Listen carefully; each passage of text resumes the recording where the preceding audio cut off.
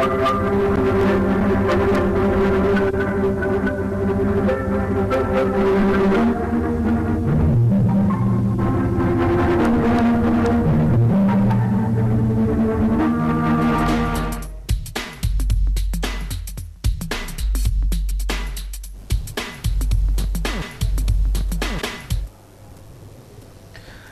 Wasn't news కి స్వాగతం నేను మీ కేఆర్కే రాజు ముందుగా ముఖ్యాంశాలు చూద్దాం పైడితల్లి అమ్మవారి సిరిమాను జాతరకు అన్ని శాఖలు సమన్వయంతో పనిచేయాలి జిల్లా కలెక్టర్ రామ్ సుందర్ రెడ్డి ఆదేశాలు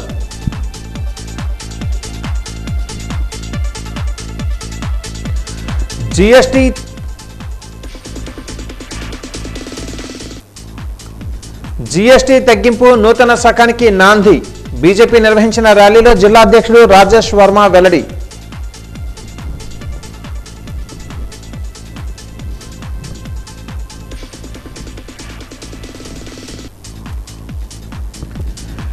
డిఎస్సికి ఎంపికైన అభ్యర్థులకు చంద్రబాబు చేతుల మీదుగా ఎల్లుండి నియామక పత్రాలు రేపు విజయవాడకు డిఎస్సి అభ్యర్థులను తీసుకుని వెళ్తున్నామన్న డిఈఓ మాణిక్యం నాయుడు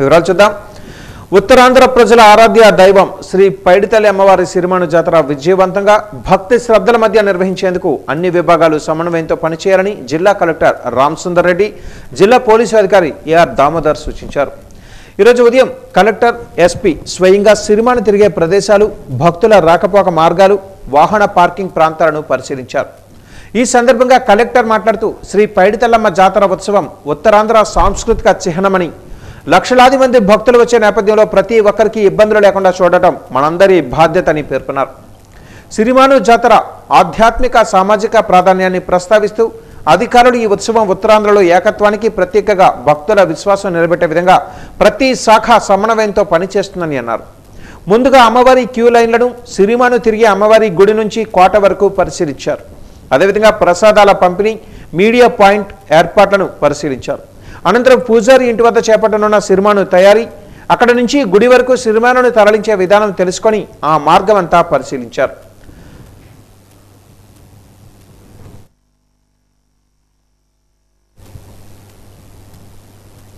తిరుమల తిరుపతి దేవస్థానం ప్రతిష్టను దెబ్బతీసేలా సామాజిక మాధ్యమాలలో అసత్య ప్రచారాలు చేసేవారిపై కఠిన చర్యలు తప్పవని తిరుమల తిరుపతి దేవస్థానం కార్యనిర్వహణాధికారి అనిల్ కుమార్ సింఘాల్ హెచ్చరించారు శ్రీవారి శాలకట్ల బ్రహ్మోత్సవాల నేపథ్యంలో ఆయన ఈ కీలక ప్రకటన చేశారు ఇకపై తిరుమల తిరుపతి దేవస్థానంపై నకిలీ వార్తలు సృష్టించే వారిపై క్రిమినల్ కేసులు నమోదు చేస్తామని స్పష్టం చేశారు బ్రహ్మోత్సవాల సమయంలో సామాజిక మాధ్యమాల వినియోగం విపరీతంగా పెరుగుతోంది దీన్ని ఆసరాగా చేసుకుని కొందరు దుష్ప్రచారం చేసే ప్రమాదం కూడా ఉంది ఈ ముప్పును ఎదుర్కొనేందుకు తిరుమల తిరుపతి దేవస్థానం పటిష్టమైన చర్యలు చేపట్టింది తిరుమల తిరుపతి దేవస్థానం విజిలెన్స్ విభాగం తిరుపతి పోలీసులు సంయుక్తంగా ఒక ప్రత్యేక సామాజిక మాధ్యమ బృందాన్ని ఏర్పాటు చేశారు ఈ బృందం 24 గంటలు సామాజిక మాధ్యమాలను పర్యవేక్షిస్తుంది నకిలీ వార్తలను గుర్తించి వాటిని వ్యాప్తి చేసే వారిపై దృష్టి సారిస్తుంది గతంలో తీతిదే అనేక దుష్ప్రచారాలను ఎదుర్కొంది శ్రీవారి ఆభరణాలలో ఒకటైన పింక్ డైమండ్ మాయమైందని జరిగిన ప్రచారం దేశవ్యాప్తంగా సంచలనం సృష్టించింది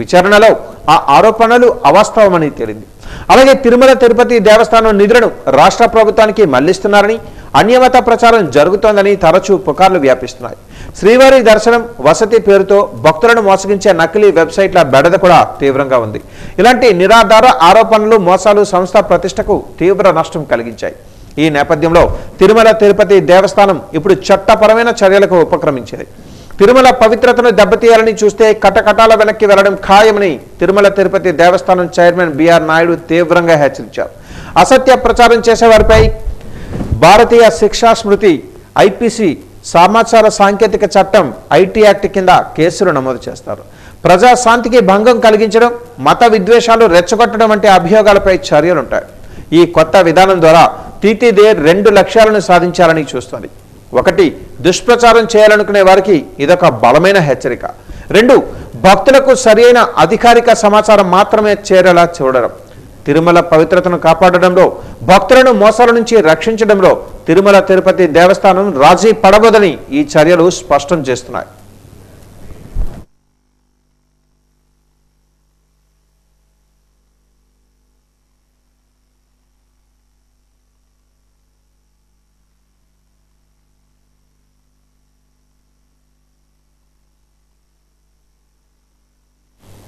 విజయనగరం పట్టణం పరిధిలో ఉన్న పాడి రైతులు పశువుల పట్ల అప్రమత్తంగా ఉండాలని Vizianagaram veterinary hospital assistant director doctor Dharmarao స్పష్టం చేశారు. ఈరోజు ఆయన వాజీ న్యూస్తో మాట్లాడుతూ వాతావరణంలో పెను మార్పులు చోటు చేసుకోవడంతో ఈ మధ్యకాలంలో జిల్లాలో సాధారణ వర్షపాతం కన్నా ఎక్కువ వర్షపాతం నమోదైందని, దానివల్ల పశువులలో అంటువ్యాధులు ప్రబలి పశువులు మరణిస్తాయని, వాతావరణ మార్పుల వలన గొంతు గాలికొట్టు వ్యాధులు వ్యాపిస్తాయని, వీటి వలన పశువులకు 104 నుంచి 105 డిగ్రీల జ్వరం వస్తుందని అన్నారు. ఈ వ్యాధులు రావడం వలన పశువులు దానా తినలేని పరిస్థితి నెలకొంటుంది. అలాగే నీరు కూడా త్రాగడం సాధ్యం కాకపోవడంతో పశువులు నీరసంతో మరణిస్తాయని అన్నారు. ఇప్పటికే అన్ని ప్రాంతాలలో పాడి రైతులు ఇంటి వద్దకు వెళ్లి అంటువ్యాధుల నివారణకు వ్యాక్సిన్లు వేస్తున్నామని తెలిపారు. ఒకవేళ పశువులలో అటువంటి వ్యాధి లక్షణాలు కనిపిస్తే వెంటనే పాడి రైతులు హాస్పిటల్కి సమాచారం ఇచ్చి వ్యాధి నిరోధక టీకా వేసి పరిసర ప్రాంతాలకు వ్యాధి సోకకుండా ముందస్తు చర్యలు చేపడతామని అన్నారు. కాబట్టి పాడి రైతులందరూ అశ్రద్ధ చేయకుండా ఆసుపత్రిని సంప్రదించి వ్యాధి నివారణకు వ్యాక్సిన్ చేయించుకోవాలని పిలుపునిచ్చారు.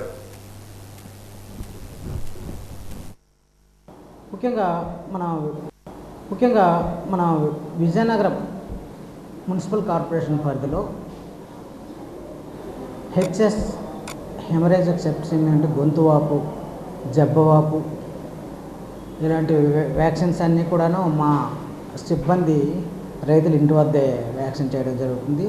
అదేవిధంగా ఫుట్ అండ్ మౌత్ గాలికుంటు వ్యాధి నివారణ టీకాలు కూడాను మనము రైతుల ఇంటి వద్దే వేయడం జరుగుతుంది. ఇప్పుడు రీసెంట్గా నడుస్తుంది ఏంటంటే లంపీ స్కిన్ డిసీజ్, దానికి సంబంధించిన మన వ్యాక్సిన్స్ కూడాను ప్రజెంట్ రైతుల ఇంటి దగ్గర మన స్టాఫ్ వేయడం జరుగుతుంది. ఇంకో 10 days వరకు కూడాను ఆ కార్యక్రమం ఎల్ఎస్డి నివారణ కార్యక్రమం రైతుల ఇంటి వద్దే జరుగుతుంది. కాబట్టి అది ప్రజెంట్ రైతులు వినియోగించుకోవాలి. పాడి రైతులు ఉన్నారు, ఎక్కువ మంది పాల వ్యాపారం మీద ఆధారపడి ఉన్నారు. కాబట్టి ఇది జాగ్రత్తగా వినండి. ముఖ్యంగా ఇవన్నీను గేదె జాతికి సంబంధించి ఈ గొంతు వ్యాధి అనేది ఈ జబ్బు వస్తుంది. దీంట్లో లక్షణాలు ఏంటంటే గొంతు దగ్గర బాగా వాస్తుంది, జ్వరం 105 నుండి 106 డిగ్రీల వరకు కూడా వచ్చేస్తుంది, మేత మేయు, చొంగ కారుతుంది, అలాగా నీరసించిపోతాయి, కొన్నిసార్లు మరణాలు కూడా సంభవిస్తాయి. లక్షణాలు ఉంటాయి. ఎందుకంటే ఇమీడియట్గాను గవర్నమెంట్ హాస్పిటల్కి ముఖ్యంగా వెటనరీ పొలానికి తెలియజేయమంటున్నారంటే అది అంటువ్యాధి. పక్క పశువులకు కూడాను సోకే అవకాశం ఉంది. ఈ జబ్బు అనేది పక్క పశువులకు కూడా సోకే అవకాశం ఉంది. కాబట్టి ఖచ్చితంగా మీరు ఈ లక్షణాలు ఏమైనా కనిపించిన వెంటనే మా పశు వైద్యశాలలో మీరు ఇన్ఫామ్ చేసేటట్టయితే మేము ఖచ్చితంగా ఆ చుట్టుపక్కల వ్యాక్సిన్తో పాటు మొత్తం సిటీ మొత్తం కూడా ముఖ్యంగా విజయనగరం మున్సిపల్ కార్పొరేషన్ పరిధిలో ఉన్న అన్ని పశువులకు కూడాను ఆ వ్యాక్సిన్ చేసేసి మేము నివారణ చర్యలు తీసుకుంటాం. ఇంకా జబ్బవాపు అనేది ముఖ్యంగా ఆవు జాతుల్లో, ముఖ్యంగా ఎద్దుల్లో దాంట్లో వస్తుంది. ఇది 2 నుండి 3 సంవత్సరాల వయసు గల ఎద్దుల్లోనే ఎక్కువగా వస్తుంది. ఇదేంటంటే బలిష్టమైన ఎద్దులకు వస్తుంది. జబ్బ దగ్గర వాపు వస్తుంది. అది నొక్కేటప్పుడు ఏంటంటే కోడిగుడ్డు పెంకులు వేలే సౌండ్, క్రిపిటేటింగ్ సౌండ్ అంటారు, వస్తుంది. దీనికి కూడాను 104 నుండి 105 డిగ్రీల జ్వరం వస్తుంది, పని సామర్థ్యం తగ్గిపోతుంది. దానివల్ల కొన్నిసార్లు పశువులు కూడా చనిపోతాయి. కాబట్టి ఈ లక్షణాలు కూడా కనిపించిన వెంటనే మీరు మా వెటనరీ పాలిక్లినిక్ విజయనగరం తెలియజేసేటట్టయితే ఖచ్చితంగా రింగ్ బ్లాక్ అంటారు, వాటి ఆ చుట్టుపక్కల కాకుండాను ఒక 5 kilometers రేడియస్లో కూడాను మనము నెక్స్ట్ జనరేషన్ జీఎస్టీ దేశ చరిత్రలో కొత్త శకానికి నాంది పలికిందని బీజేపీ జిల్లా అధ్యక్షులు రాజేష్ వర్మ అన్నారు. ప్రతి వర్గానికి మేలు చేకూర్చే నూతన పన్నుల విధానం జీఎస్టీ 2.0 నిన్నటి నుంచి అమలులోనికి వచ్చిన సందర్భంగా ప్రధాని నరేంద్ర మోదీకి కేంద్ర ఆర్థిక మంత్రి నిర్మలా సీతారామన్కి కృతజ్ఞతలు తెలుపుతూ ఈరోజు కోట దగ్గర నుంచి గంట స్తంభం వరకు ప్లకార్డులతో ఘనంగా భారీ ర్యాలీ కార్యక్రమాన్ని నిర్వహించారు. ఈ సందర్భంగా జిల్లా అధ్యక్షులు రాజేష్ వర్మ మాట్లాడుతూ ప్రజల సంక్షేమం, దేశాభివృద్ధి కోసం స్వతంత్ర భారత చరిత్రలో మొదటిసారి భారీగా ధరలు కేంద్ర ప్రభుత్వం తగ్గించిందని అన్నారు. పాడి రైతుల నుంచి విద్యార్థుల వరకు, వ్యాపారుల నుంచి వినియోగదారుల వరకు అందరికీ ఊరట ఇచ్చే జీఎస్టీ సంస్కరణలతో పేద మధ్య తరగతి ప్రజలకు ఉపయోగపడినందుకు జీఎస్టీలో విప్లవాత్మకమైన మార్పులు తీసుకొని వచ్చారని రాజేష్ వర్మ చెప్పారు. ఈరోజు జీఎస్టీని తగ్గించడం ఏదైతే జరిగిందో దీని మీద అలానే స్వదేశీ ఉత్పత్తుల్ని మనం ప్రోత్సహించాలి, స్వదేశీ ఉత్పత్తులు మాత్రమే మనం వినియోగించాలి అనేటటువంటి కార్యాచరణపై ఈరోజు ఒక ర్యాలీని ఇక్కడ ఏర్పాటు చేయడం జరిగింది. భారతీయ జనతా పార్టీ కార్యకర్తలు అలానే ఇక్కడ ఉండేటటువంటి పుర ప్రజలు కూడా ఇందులోనే పాల్గొంటున్నారు. ఈరోజు కోట దగ్గర నుంచి గంట స్తంభం వరకు ఈ ర్యాలీ జరుగుతుంది. దీని ముఖ్య ఉద్దేశం విదేశీ ఉత్పత్తులు ఏవైతే ఉన్నాయో వాటి మీద మనం మోజు తగ్గించుకోవాలి. మన దేశీయ ఉత్పత్తుల్ని మనం పెంచుకున్న నాడే మన రూపాయి విలువని మనం బలపరుచుకునే వాళ్ళం అవుతాం.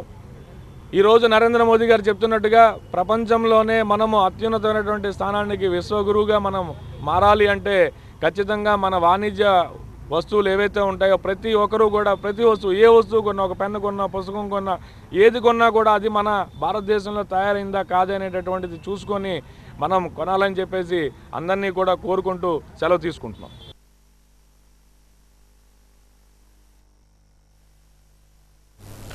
ఉత్తరాంధ్ర కల్పవల్లి పైడితల్లి అమ్మవారి ఆలయంలో దుర్గాదేవి నవరాత్రి ఉత్సవాలు ఘనంగా జరుగుతున్నాయి. ఉత్సవాలలో భాగంగా గాయత్రీదేవి అవతారంలో పైడితల్లి అమ్మవారు భక్తులకు దర్శనమిచ్చారు. అమ్మవారిని అరటిపళ్ళతో ప్రత్యేకంగా అలంకరణ చేసి విశేష పూజలు నిర్వహించారు. ఈ సందర్భంగా యజుర్వేద పారాయణదారు వేద పండితుడు అచ్యుత నాగేంద్ర శర్మ మాట్లాడుతూ అమ్మవారిని దర్శించుకున్న వారికి సుఖ సంతోషాలు కలుగుతాయని అన్నారు. భక్తులకు అసౌకర్యం లేకుండా అన్ని ఏర్పాట్లు చేశామని అన్నారు.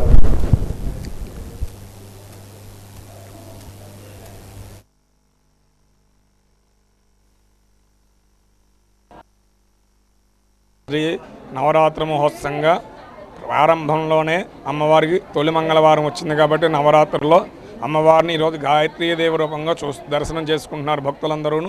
అలాగే అమ్మవారి పండగ ఇంకా 2 మంగళవారాలు ఉంది. ఈ మంగళవారాలు ఆదివారాలతో పాటు భక్తులు విపరీతంగా జనాలు వస్తూ ఉంటారు అమ్మవారి దర్శనార్థం. వచ్చిన వాళ్ళకి అందరికీ కూడా ఏ అసౌకర్యము కల్పించకుండా జరగకుండా చూసుకుంటూ కార్యనిర్వహణాధికారు వారి సమక్షంలో అన్ని ఏర్పాట్లు చేస్తున్నారు. అలాగే అమ్మవారికి దర్శనానికి వచ్చిన భక్తులకి అందరికీ కూడా అన్ని సౌకర్యాలు కల్పిస్తున్నారు. అమ్మవారి విశిష్టత ఉంది కాబట్టి అందరూ కూడా మొక్కులు తీర్చుకుంటూ అధికంగా జనాలు వచ్చి అమ్మవారి దర్శనం చేసుకుంటున్నారు. నవరాత్రుల్లో 3వ రోజు అమ్మవారిది గాయత్రీదేవి కదలీ ఫలాలతో అమ్మవారిని దర్శనం చేశారు. కదలీ ఫలాలు అనగా అరటి పళ్ళుతో అమ్మవారిని అలంకరణ చేశారండి. అరటి పళ్ళుతో అలంకరణ చేయడం వల్ల మనకు ఆయుష్య సమృద్ధి కలుగుతుంది, ఆరోగ్యం బాగుంటుంది, లోకం అంతా సుభిక్షంగా ఉంటుందండి. కార్మికులకు రోజులో 10 గంటల కాలాన్ని పెంచుతూ చట్టసభలలో సవరణ చేయడాన్ని తీవ్రంగా ఖండిస్తున్నామని ఏఐటీయూసీ నాయకులు బొగత అశోక్ ఆరోపించారు. కార్మిక శాఖ ఉప కమిషనర్ కార్యాలయం ఎదుట ఏఐటీయూసీ ఆధ్వర్యంలో ధర్నా నిర్వహించారు. విజయనగరం పట్టణం కాలానుగుణంగా విస్తీర్ణం పెరిగిందని, వీఎంసీ పరిధిలో పనిచేస్తున్న మున్సిపల్ కార్మికులకు పని ఒత్తిడి పెరిగిందని అన్నారు. వీఎంసీ మున్సిపల్ కార్మికులపై పని ఒత్తిడిని తగ్గించాలని డిమాండ్ చేశారు. కొత్తగా మున్సిపల్ కార్మికులను ఎంపిక చేయాలని కోరారు. కేంద్ర ప్రభుత్వం కార్పొరేట్ శక్తులను పెంచి పోషిస్తుందని అన్నారు. ఈ కార్యక్రమంలో రంగరాజు తదితరులు పాల్గొన్నారు. 50 డివిజన్లతో ఉన్నటువంటి మున్సిపల్ కార్పొరేషన్ పట్టణంలో జనాభా పెరిగింది, పట్టణ విస్తీర్ణం పెరిగింది, పారిశుద్ధ్యం పనులు విపరీతంగా పెరిగిపోయాయి. కానీ కార్మికుల సంఖ్య మాత్రం పెరిగేటువంటి పరిస్థితి లేదు. కార్మికుల సంఖ్య తక్కువ కార్మికులతోనే పనులు చేయించుకొని ఇవాళకి కూడా వాళ్ళని పైన వెట్టి చాకరీ చేయించేటువంటి పరిస్థితి ఇవాళ కనబడుతుంది. ఇవాళ అధికారులు మారుతున్నారు, కమిషనర్లు మారుతున్నారు, పాలకవర్గం మారుతుంది. కానీ కార్మికుల సమస్యను పట్టించుకునేటువంటి పరిస్థితుల్లో ఇవాళ కార్యాలయంలో ఏ ఒక్క నాదుడు లేడు వాళ్ళ సమస్యలు పరిష్కరించడంలో. ఇవాళ 1942 నెంబర్ 18 చట్ట ప్రకారంగా రావాల్సినటువంటి వీక్లీ ఆఫ్ ఆదివారం పూట ఒక రోజు సెలవు కావాలనేటువంటి ఆవేళ పోరాటం చేసి సాధించుకున్నటువంటి చట్టం ఈవేళ వారానికి ఒక రోజు సెలవు అడిగితే ఇచ్చేటువంటి పరిస్థితి లేదు. సంవత్సరానికి 9 జాతీయ సెలవులు, 15 పండగ సెలవులు ఉన్నాయి. ఒక్క సెలవు కూడా ఇచ్చేటువంటి పరిస్థితి లేదు. ఆయనకి నెలకి 2 క్యాజువల్ లీవ్స్ అవి కూడా వర్తింపు చేయట్లేదు, వాళ్ళు మంజూరు చేయడంలే. ఒక్కరోజు ఒంట్లో బాగాలేదని కార్మికుడు సెలవు పెట్టుకునేటువంటి పరిస్థితి లేదు. ఒక్కరోజు సెలవు అడిగితే ఆబ్సెంట్ వేసి వాళ్ళ జీతాలు కట్ చేసేటువంటి పరిస్థితి. నువ్వు పని చేస్తే పని చేయి, లేకపోతే మానే అనేటువంటి బెదిరింపులకు పాల్పడేటువంటి పరిస్థితి ఇవాళ విజయనగరం మున్సిపల్ కార్పొరేషన్కి దాపురించింది. ఈ విధానాన్ని మేము వ్యతిరేకిస్తున్నాం ఏఐటీసీగా. బహుజనుల పక్షాన పోరాటం చేస్తామని బీసీ ఎస్సీ ఎస్టీ మైనారిటీ కులాల ఐక్యవేదిక నాయకులు జోడి ఆదినారాయణ అన్నారు. స్థానిక ప్రెస్ క్లబ్లో బీసీ ఎస్సీ ఎస్టీ మైనారిటీ సంఘాల నాయకుల సమావేశాన్ని నిర్వహించారు. ఈ సందర్భంగా ఆయన మాట్లాడుతూ వెనుకబడిన కులాలను ప్రభుత్వం ఆదుకోవాల్సిన అవసరం ఉందని అన్నారు. ప్రభుత్వాలు మారుతున్నాయి కానీ మా తలరాతలు మారటం లేదని ఆవేదన వ్యక్తం చేశారు. బీసీ హాస్టల్లో ఈ మధ్యనే ఫుడ్ పాయిజన్ అయిందని ఇంతవరకు అధికారులపై ఎలాంటి చర్యలు తీసుకోలేదని అన్నారు. ఈ కార్యక్రమంలో పాండ్రంకి వెంకటరమణ, బోర ఐశ్వర్య, ఇప్పులి వెంకటరామారావు, రొంగల రామారావు తదితరులు పాల్గొన్నారు.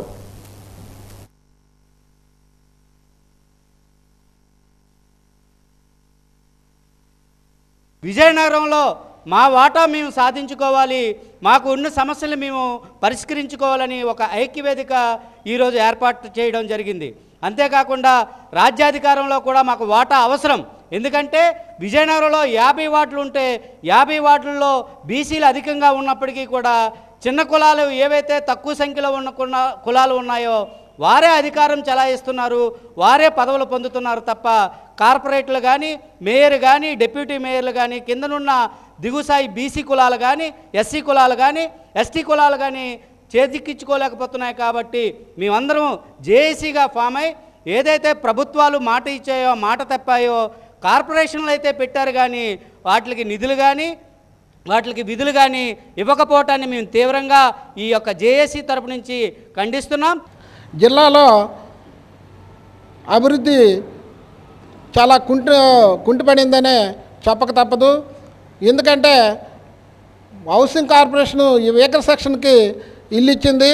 అవి గుంకలాము అలాగే కొన్ని ప్రాంతాల్లోనూ అసంపూర్ణంగా నిర్మాణం జరిగి కొన్ని లోన్ ఏజెన్సీకి అవి అప్పచెప్పడము, అందులో ఫ్రాడ్ జరగడము, అది ఆగిపోవడము జరిగింది.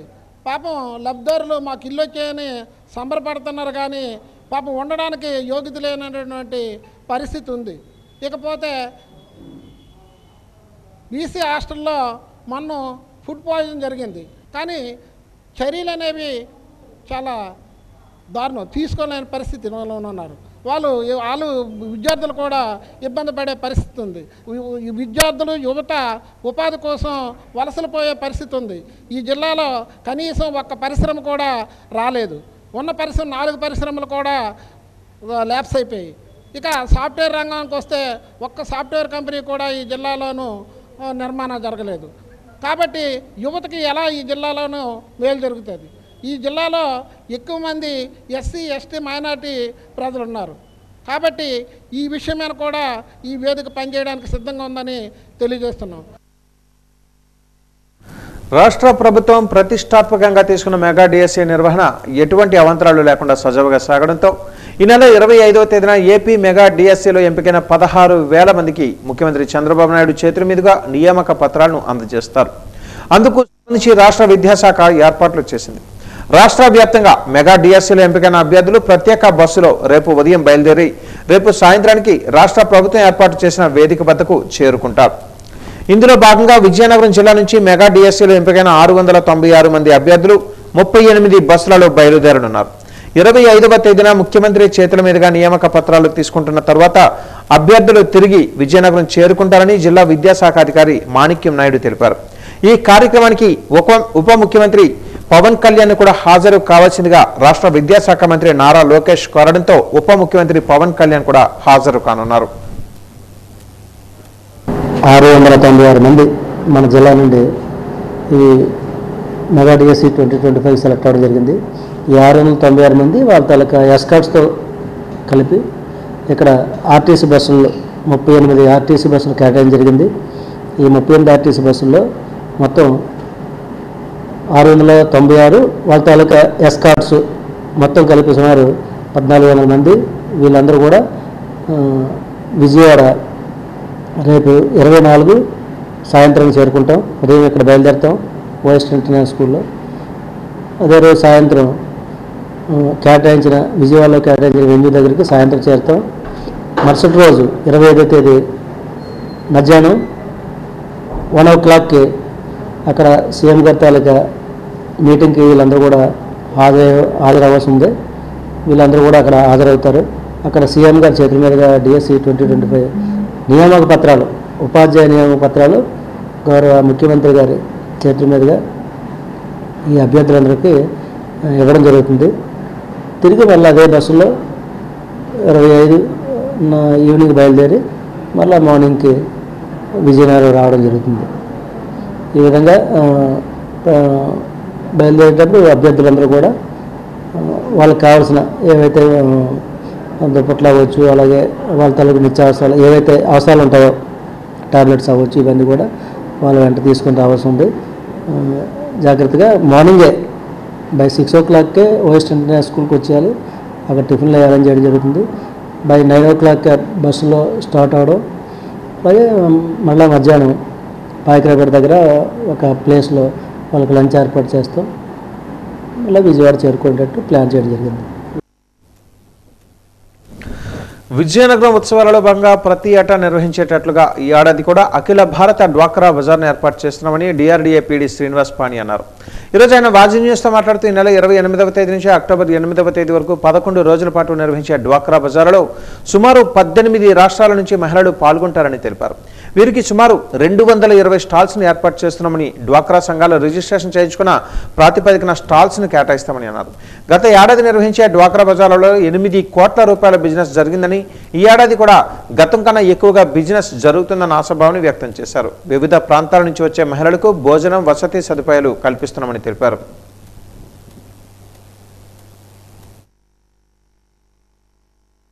ఉత్పత్తుల్ని తెచ్చి అమ్ముకునేదానికి దాదాపు ఒక 220 స్టాల్స్ని మనం ఇక్కడ కన్స్ట్రక్ట్ చేసి వాళ్ళకి ఇస్తున్నాము.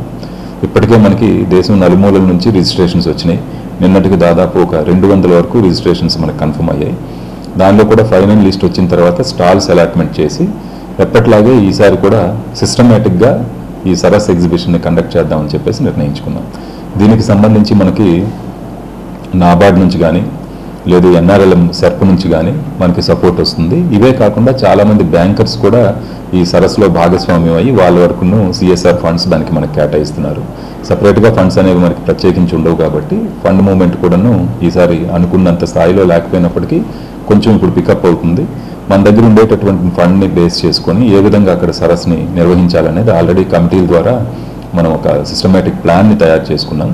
దానిలో భాగంగా మనకి 28వ తేదీ స్టార్ట్ అయ్యే మొట్టమొదటి రోజు రిజిస్ట్రేషన్స్ అన్నీ ఉంటాయి. 29వ తేదీ మనం గ్రాండ్గా దాన్ని ఓపెనింగ్ సెరమనీ అనేది పెట్టుకుంటాం. ఈ 28 రోజులు అంటే ఈ 11 రోజులు లాస్ట్ ఇయర్ అయితే కనుక దాదాపు ఒక 8 కోట్ల బిజినెస్ జరిగింది. ఆ మహిళలు ఎవరైతే వాళ్ళ తాలూకు ప్రోడక్ట్స్ని సెల్ చేసుకుంటారో ఒక 8 crores వరకు బిజినెస్ చేసుకున్నారు. బట్ ఈ ఏడాది మరికొంచెం ఎక్కువగా మహిళలకి వాళ్ళ తాలూకా ప్రోడక్ట్స్ని అమ్ముకునేటట్టు మనం సపోర్టింగ్ కోసం ఏర్పాట్లు చేస్తున్నాము.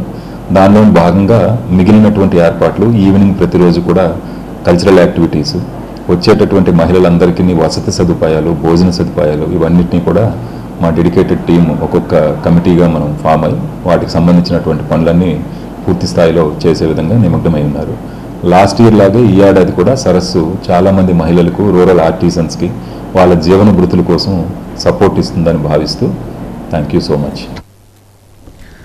పని గంటలు పెంచే చట్ట సవరణ బిల్లును రద్దు చేయాలని ఏఐసీసీటీయూ నాయకులు అప్పలరాజు డిమాండ్ చేశారు. తమ సమస్యలను పరిష్కరించాలని కోరుతూ ఏఐసీసీటీయూ ఆధ్వర్యంలో కార్మిక శాఖ ఉప కమిషనర్ కార్యాలయం ఎదుట కార్మికులు ధర్నా నిర్వహించారు.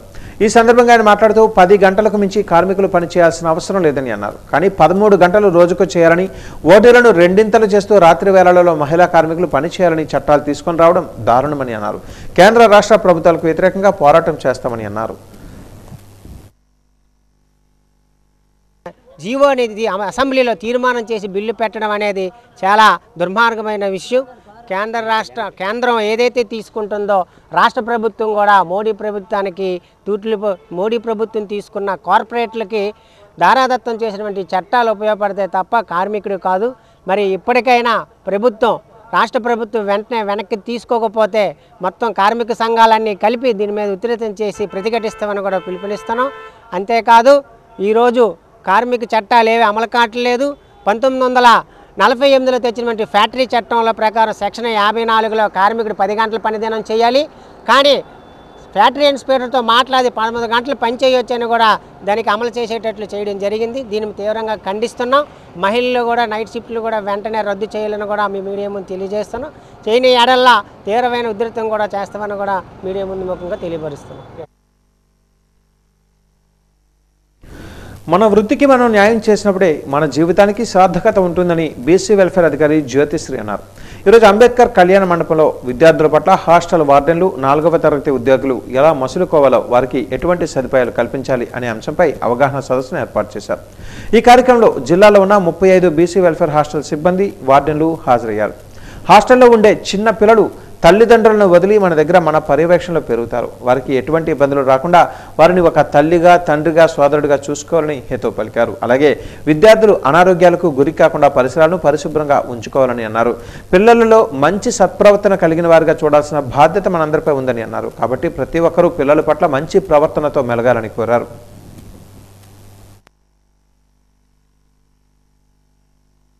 మనం తీసుకున్న దానికి మనం న్యాయం చేయాలమ్మా. మన వృత్తికి మనం న్యాయం చేయాలి.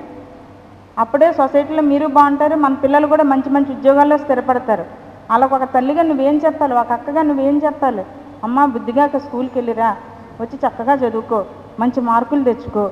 నీ కూతురికి ఎలా చెప్తావో, నీ చెల్లికి ఎలా చెప్తావో అలా చెప్పాలి. మీరు కూడా అంతే, ఒక అన్నయ్యగా, ఒక తండ్రిగా మన అన్ని పాత్రలు పోషించవచ్చు నీకున్న ఏజ్ని బట్టి.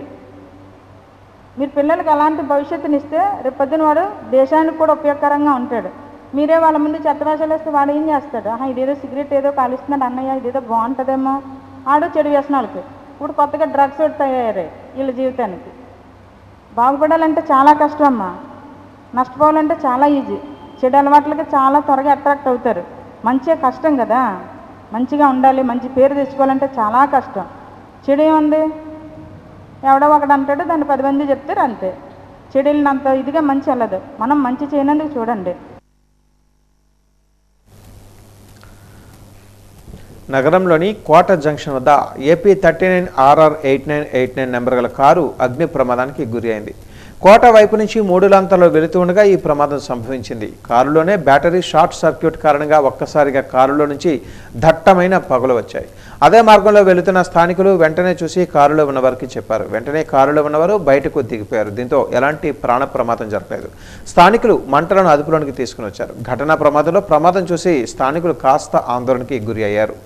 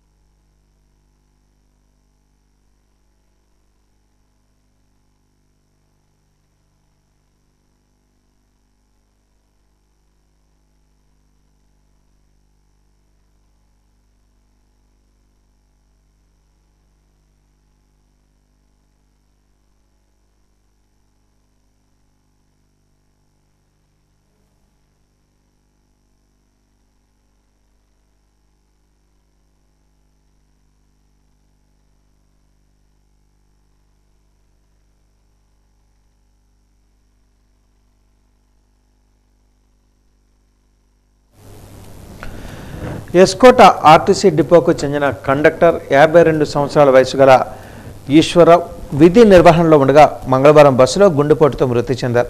కుటుంబ సభ్యులు తెలిపిన వివరాల ప్రకారం గంట్యాడ మండలం వసంత గ్రామానికి చెందిన కాశీశ్వరరావు శృంగవరపుకోట ఆర్టీసీ డిపోలో కండక్టర్గా పనిచేస్తూ పట్టణంలోని శ్రీనివాస కాలనీలో సొంత గృహం ఏర్పాటు చేసుకుని భార్య 2 పిల్లలతో నివాసం ఉంటున్నారు. మంగళవారం విశాఖపట్నం నుంచి కించుమండ వెళ్తున్న ఆర్టీసీ బస్సులో విశాఖ జిల్లా సరిపల్ల వద్దకు వచ్చేసరికి కండక్టర్ ఈశ్వరరావుకి గుండెపోటు రావడంతో కండక్టర్ సీట్లోనే నిశ్చేతనంగా ఉండిపోయారని, వెంటనే అదే బస్సులో పెందుర్తి ప్రభుత్వ ఆసుపత్రికి తరలించగా ఈశ్వరరావు మృతి చెందినట్లుగా ఆసుపత్రి వైద్యులు ధృవీకరించారని కుటుంబ సభ్యులు తెలిపారు.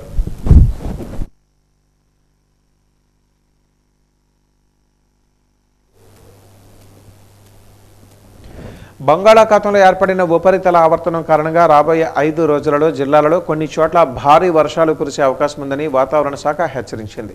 ఈ నేపథ్యంలో జిల్లా రెవెన్యూ డివిజనల్ కార్యాలయాలు, తహసీల్దార్ కార్యాలయాలు, మున్సిపల్ కమిషనర్ కార్యాలయాలలో కంట్రోల్ రూమ్లను ఏర్పాటు చేసి పరిస్థితిని పర్యవేక్షించాలని జిల్లా కలెక్టర్ రామసుందర్ రెడ్డి ఆదేశించారు. అధికారులు అప్రమత్తంగా ఉండి వర్షాల కారణంగా జరిగే నష్టాలను కలెక్టరేట్ కంట్రోల్ రూమ్ నెంబరు 08922236947కు తెలియజేయాలని సూచించారు. వ్యవసాయ, ఉద్యాన, పట్టు శాఖాధికారులు పంటల నష్టాలను నివారించేందుకు చర్యలు తీసుకోవాలని మున్సిపల్ కమిషనర్, ఎంపీడీఓలు చెరువుల నీటి మట్టాలను పర్యవేక్షిస్తూ అవసరమైతే బండ్లను బలిపరిచే పనులను చేపట్టాలని కలెక్టర్ సూచించారు. భారీ వర్షాల కారణంగా ఎటువంటి నష్టం జరిగినా వెంటనే కలెక్టర్ కార్యాలయానికి సమాచారాన్ని తెలియజేయాలని కలెక్టర్ ఆదేశించారు.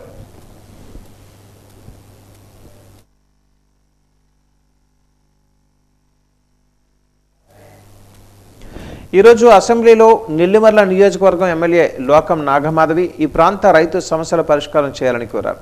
ఈ ప్రాంతంలో ఇనాం భూములు ఎన్నేళ్ల నుంచే ప్రజలు ఇల్లు నిర్మాణం చేసుకున్నప్పటికీ నేటి వరకు వారికి ఎటువంటి హక్కు పత్రాలు లేకపోవడంతో ఇబ్బందులు పడుతున్నారని ప్రభుత్వం పరిష్కారం చేయాలని కోరారు. అలాగే ఎయిర్పోర్ట్ నిర్మాణ పనులలో భాగంగా చాలా మంది రైతులకు భూసేకరణ బాధితులకు నేటికి న్యాయం చేయకపోవడంతో రైతులు ఇబ్బందులు పడుతున్నారని, మళ్లీ భూసేకరణ చేస్తామని వారికి ఇవ్వాల్సిన బకాయిలు చెల్లించాల్సిన స్పీకర్ దృష్టికి ముఖ్యమంత్రి నారా చంద్రబాబు నాయుడు దీనిపై దృష్టి సారించి ప్రజలకు మేలు చేసే విధంగా చర్యలు చేపట్టాలని కోరారు. అలాగే భూములు ఇచ్చిన రైతులు ఎయిర్పోర్ట్ నిర్మాణం వలన చెరువులు పూర్తిగా కప్పివేయడం వల్ల వర్షాలు వస్తే ఆయా గ్రామాల ప్రజలు ఇబ్బందులు పడుతున్నారని ఆమె వివరించారు.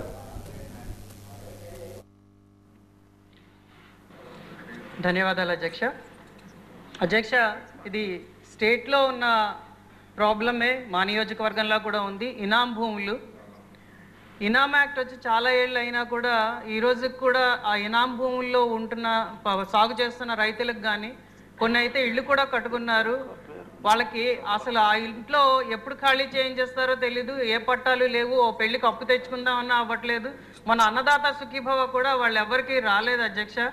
సో కాబట్టి దీని మీద ప్రభుత్వం ఆలోచించి ఒక నిర్ణయం తీసుకొని ఆ రైతులకి అందరికీ కూడా, మా దగ్గర అయితే విలేజెసే ఉన్నాయి అధ్యక్ష ఇనాం భూముల్లో, కాబట్టి ఆ రైతులకు పట్టాలు వచ్చేటట్టు చేసే విధంగా చేయవలసిందిగా మీ తరఫున ప్రభుత్వాన్ని ఈరోజు కోరడం జరుగుతున్నది అధ్యక్ష.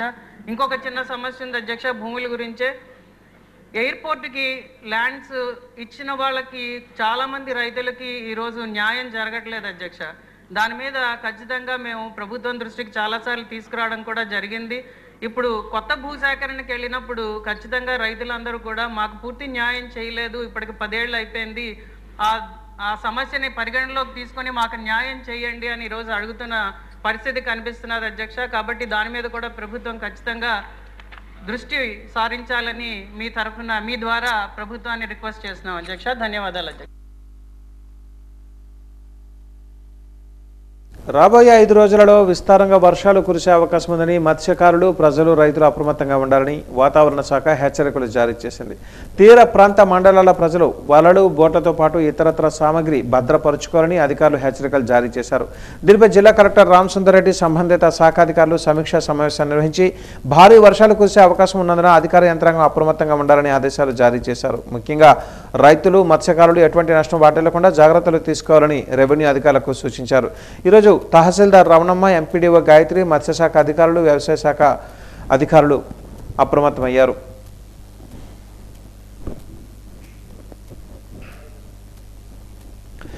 బొబ్బిలి కమ్యూనిటీ హెల్త్ సెంటర్లో స్వస్థ నారీ స్వశక్తి పరివార్ అభ్యాస్ అనే కార్యక్రమం భాగంగా ఈరోజు ఉదయం 10 గంటలకు బ్లడ్ డొనేషన్ కార్యక్రమాన్ని నిర్వహించారు. ఈ కార్యక్రమానికి ముఖ్య అతిథిగా మున్సిపల్ చైర్మన్ రాంబార్కి శరత్ పాల్గొన్నారు. మెడికల్ సూపరింటెండెంట్ గేదెల శశిభూషణ్ రావు మాట్లాడుతూ 17 సెప్టెంబర్ ప్రధాని నరేంద్ర మోదీ జన్మదినోత్సవం సందర్భంగా గాంధీ జయంతి అక్టోబర్ 2వ తేదీ వరకు ఈ కార్యక్రమాలు జరుగుతాయని అన్నారు. అలాగే సెప్టెంబర్ 29వ తేదీన బొబ్బిలి సిహెచ్సిలో మెగా క్యాంప్ నిర్వహిస్తామని అన్నారు.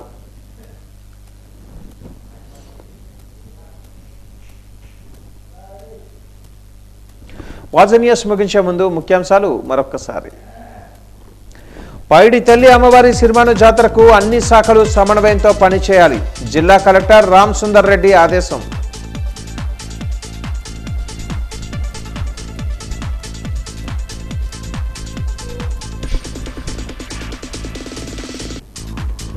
జీఎస్టీ తగ్గింపు నూతన శకానికి నాంది.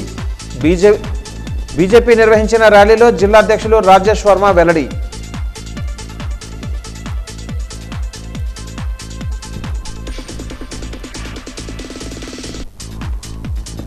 డిఎస్సికి ఎంపికైన అభ్యర్థులకు చంద్రబాబు చేతుల మీదుగా ఎల్లుండి నియామక పత్రాలు. రేపు విజయవాడకు డిఎస్సి అభ్యర్థులను తీసుకుని వెళ్తున్నామన్న డిఈఓ మాణిక్యం నాయుడు.